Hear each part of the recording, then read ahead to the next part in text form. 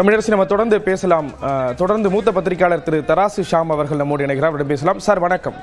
வணக்கம் சார், ஆட்சி அதிகாரத்தில் பங்கு அப்படிங்கிற ஒரு குரல் வலுத்த நிலையில திமுக காங்கிரஸ் கூட்டணியில விரிசலா அப்படிங்கிற பல்வேறு கேள்விகள் விமர்சனங்கள் எல்லாம் தொடர்ந்து இருந்த ஒரு சூழல்ல தற்பொழுது கூட்டணி பேச்சுவார்த்தை அப்படிங்கிற ஒரு முதற்கட்டப்படி எடுத்து வச்சிருக்காங்க. எப்படி பாக்குறீங்க? என்ன எத்தனை சீட்டு ஒதுக்கப்படலாம்? உங்கள் செய்தியாளர் தமிழரசி சொல்லிய மாதிரி தான் யூகங்கள் இருக்கின்றன வெளியில். ஆனால் கம்யூனிஸ்ட் கட்சிக்கே 2 இடம் குறைவாக பெற்றுக் கொள்ளும்படிதான் திமுக கூறியிருக்கிறது. நேற்றைக்கு அவர்கள் நண்பர்களிடம் பேசிக் கொண்டிருக்கும் போது அவர்களுக்கு அதில் கொஞ்சம் பண வருத்தம் கூட இருந்தது. அதாவது 6க்கு 4. அப்படி இருக்கும்போது காங்கிரஸ் கட்சிக்கு 25 இடங்களுக்கு மேல் கொடுப்பதற்கு வழி இல்லை என்றுதான் நான் நினைக்கிறேன். ஒரு ராஜ்யசபா சீட் கொடுப்பதாக வைத்தால், காரணம் அந்த ஒரு ராஜ்யசபா சீட் இருந்தால் மட்டும்தான் மாநிலங்களவையில கார்கே அவர்களின் அந்த எதிர்கட்சி தலைவர் பதவி, அதாவது காங்கிரஸ் கட்சி வகித்த ஒரு எதிர்கட்சி தலைவரின் பதவி தொடர்ந்து நீடிக்க முடியும். எனவே ஒரு ராஜ்யசபா சீட் என்பது காங்கிரஸ் கட்சிக்கு கொடுத்தால் அது ரொம்ப முக்கியமானதாக இருக்கும். அப்படி என்றால் சட்டமன்ற தேர்தலிலே இடங்களே குறைவாக கொடுப்பார்கள். அதாவது 20 தொகுதிகள் ஒரு ராஜ்யசபா சீட், அப்படித்தான் பேரம் வரும். இது போக புதிய தமிழகத்தோடும் பேச்சுவார்த்தை நடக்கிறது. அதாவது மறைமுகமாக பேச்சுவார்த்தை நடக்கிறது. அவர்களை உள்ளே கொண்டு வருவதற்கு தென் மாவட்டங்களிலே இருக்கிற தேவேந்திர குல வேளாண் ஓட்டு வங்கி குறிவிப்பதற்கு.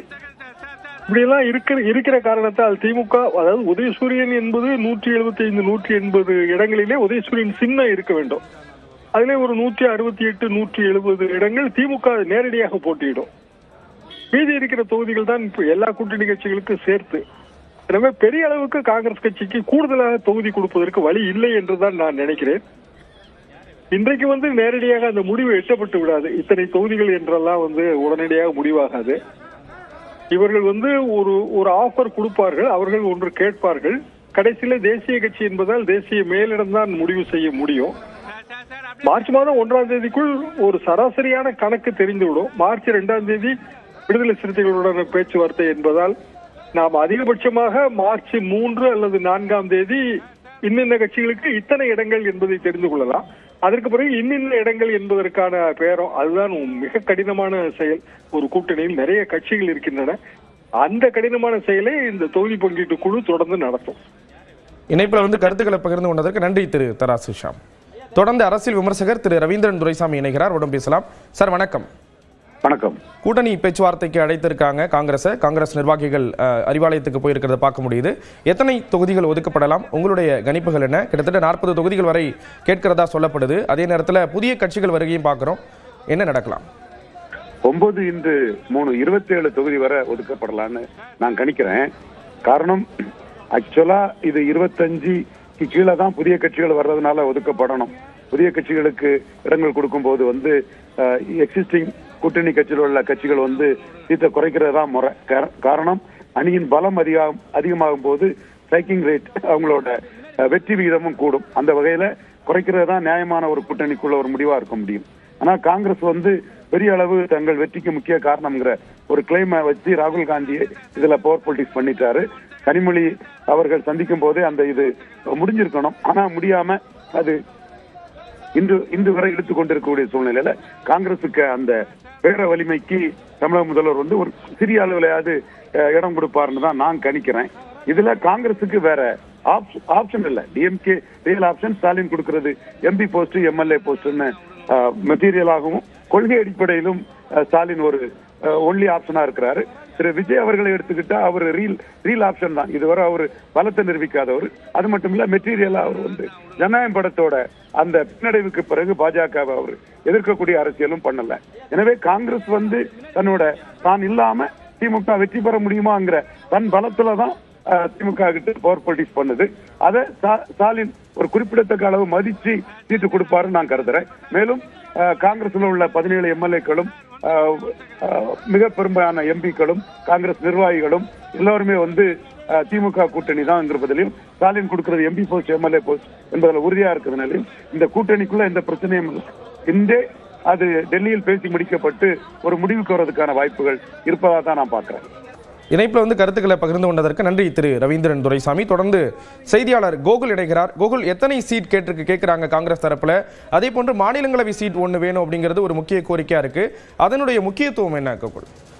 நிச்சயமாக தொடர்ந்து காங்கிரஸோட பேச்சுவார்த்தை என்று பார்த்தால் டெல்லியில ராகுல் காந்தியை சந்தித்து கனிமொழி பேச்சுவார்த்தை நடத்தினார். அதன் பின்னர் காங்கிரஸ் கட்சியுடைய பொதுச்செயலர் வேணுகோபால் முதலமைச்சரை சந்தித்து ராகுல் காந்தி தெரிவித்த கருத்துக்களும் எத்தனை இடங்கள் என்பதை முதலமைச்சரை சந்தித்து நேரில் வலியுறுத்தினார். அப்போது 41 இடங்கள் வரை காங்கிரஸ் கட்சி கேட்பதாக கூறப்பட்டது. பின்னர் ஜோடங்கர் கனிமொழியை ஏறக்குறைய 1 மணி நேரத்துக்கு மேலாக சந்தித்து பேசினார்.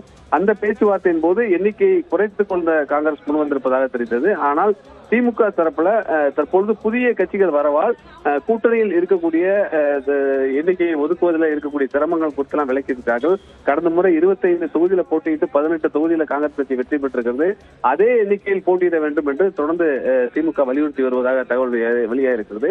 மாநிலங்களவை தேர்தலை பொறுத்தளவு தற்பொழுது மல்லிகார்ஜுன கார்கேவுடைய பதவிக்காலம் நிறைவேறக்கூடிய நிலையில காங்கிரஸ் கட்சிக்கு மாநிலங்களவையுடைய இடங்கள் தேவைப்படுகிறது. அந்த அடிப்படையில பேச்சுவார்த்தையில ஒரு இடத்தை இந்த முறை எங்களுக்கு வழங்க வேண்டும் என்று காங்கிரஸ் கட்சி வலியுறுத்தியதாக தெரிகிறது. அதற்கு திமுக சம்மதம் தெரிவித்திருப்பதாகவும், ஆனால் மாநிலங்களவை தேர்தலுக்கான வேட்புமனு 5ஆம் தேதியோடு நிறைவடையக்கூடிய நிலையில 2ஆம் தேதிக்குள் சட்டமன்ற தேர்தலில் எத்தனை தொகுதி என்ற எண்ணிக்கையை காங்கிரஸ் கட்சி இறுதி செய்தால் இந்த மாநிலங்களவை திமுக விட்டு தருவதற்கு தயாராக இருப்பதாக ஒரு கெடு விதித்திருப்பதாக தற்போதைய தகவலாக இருக்கிறது. மல்லிகார்ஜுன கார்கே தொடர்ந்து மாநிலங்களவையில எதிர்கட்சி தலைவராக இருந்து பணியாற்றுவதற்கு அந்த ஒரு இடம் தேவைப்படுகிறது. அதே போல டெல்லியில் இருக்கக்கூடிய காங்கிரஸ் கட்சியில் இருக்கக்கூடிய மற்ற முக்கிய நிர்வாகிகளுக்கும் அந்த மாநிலங்களவை இடம் என்பது ஒரு முக்கியத்துவம் வாய்ந்ததாக பார்க்கப்படுகிறது. அந்த கோரிக்கையை காங்கிரஸ் கட்சி வைத்திருக்கும் போது திமுக தமிழ்நாட்டு சட்டமன்ற தேர்தலில் கூட்டணி கட்சியில் தான் இருக்கக்கூடிய அந்த தொகுதி எண்ணிக்கையை பிரிப்பதில் இருக்கக்கூடிய சிக்கல்கள் குறித்தெல்லாம் காங்கிரஸ் கட்சியிடம் விலக்கி இருப்பதாக கூறப்படுகிறது. ஒருவேளை 2 முதல் 3 தொகுதி வரை திமுக கூடுதலாக வழங்கலாம் என்ற ஒரு தகவலும் இருக்கிறது. அதற்கு திமுக முன்வரலாம் என்ற ஒரு தகவலும் சொல்லப்படுகிறது. விரைவில் இந்த எண்ணிக்கையை இறுதி செய்வதற்காக திமுக 2 முதல் 3 இடங்களை விட்டுத் தரலாம் என்ற ஒரு தகவலும் கூறப்படுகிறது. 2ஆம் தேதிக்குள்ள ஏறக்குறைய திமுக காங்கிரஸ் கூட்டணிக்கு எத்தனை தொகுதிகள் சட்டமன்ற தொகுதிகள் என்பது இறுதி செய்யப்பட வாய்ப்பு இருப்பதாக கூறப்படுகிறது. இந்த பேச்சுவார்த்தையின் பின்னர் டெல்லி தலைமையிடம் காங்கிரஸ் மேலிட குழு தகவல் தெரிவிப்பார்கள். ஓரிரு தினங்கள்ல அந்த தகவலை அடிப்படையில் இந்த எண்ணிக்கை இறுதி செய்யப்படுவதற்கு வாய்ப்பு இருப்பதாகவே தற்போதைய தகவலாக இருக்கிறது.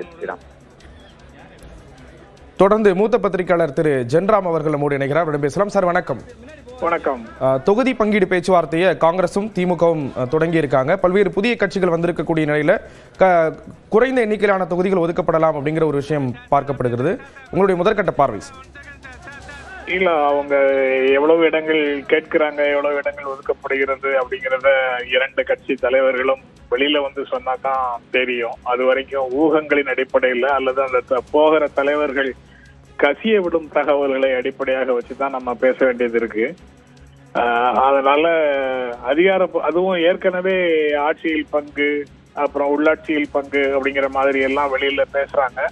அப்படி ஒரு சூழல் இருக்கும்போது இது தொடர்பாக எல்லா தகவல்களுமே சென்சிட்டிவான தகவல்களாக இருக்கிறதுனால முழுமையாக அதை பற்றி பேச முடியும்னு நான் நினைக்கல.